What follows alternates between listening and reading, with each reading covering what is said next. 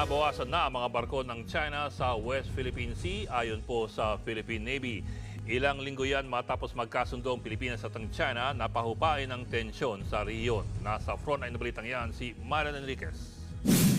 Kumpara noong mga nakalipas na buwan, bumaba na raw ang bilang ng mga namataang barko ng China sa West Philippine Sea nitong pagpasok ng Hulyo.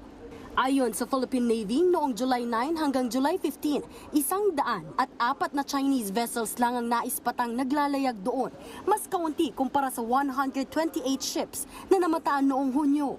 Marami sa mga nakitang barko ay mga Chinese Maritime Militia vessel. Meron ding mga barko ng China Coast Guard at People's Liberation Army.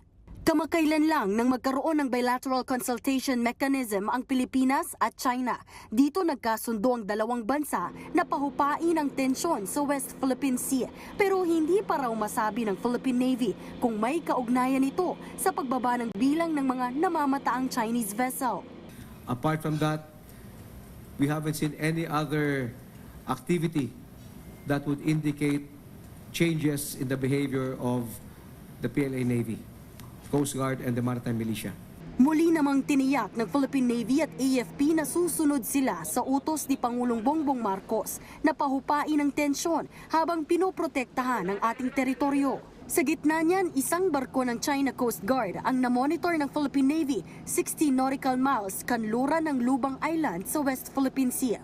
Ayon sa maritime security expert na si Ray Powell, nagsagawa ang barko ng China ng intrusive patrol. Kabilang ang barkong yan sa nambomba ng tubig sa mga barko ng Pilipinas sa Baho de Masinloc noong Abril. Pero hindi naman daw ito ikinababahala ng Philippine Navy. It was a continuous passage, freedom of navigation. Muli namang pinagtibay ng Amerika at Pilipinas ang kanilang maritime alliance.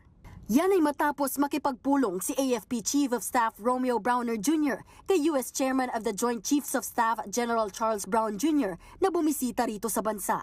Tinalakay din nila ang pagpapaigting sa bilateral defense cooperation at pagpapalakas sa joint military exercises. Pinapakita nito na yung sinasabi nila na solid yung commitment ng US in this alliance. No?